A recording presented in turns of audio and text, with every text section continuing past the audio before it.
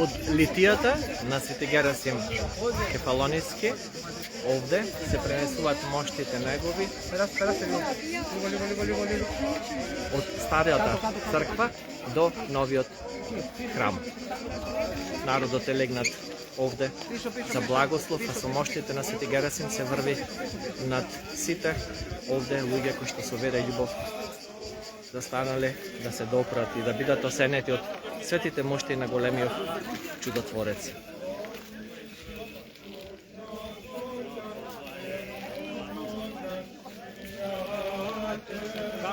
Κάτω. Πίσω. Έτσι. Κάτω.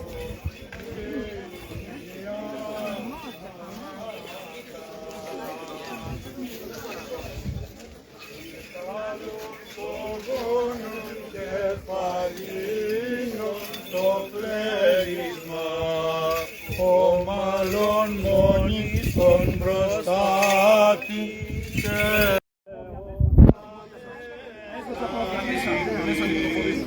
Επενέσομεν πιστήν Θείον Γεράσιμον ότι Αγίος Παραθέων απειλή φαινία μάτων είναι ένα οργάρι τρώνησε τον νοστούντας δαιμονώντας θειάτρες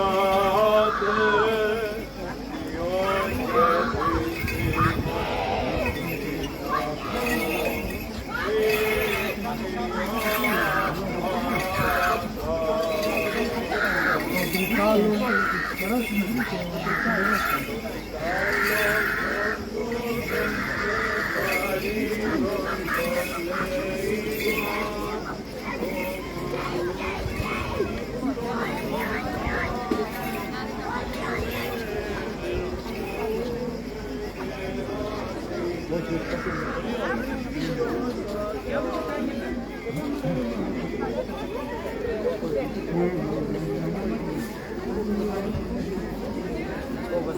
Too much. That's it. Tomorrow the more people are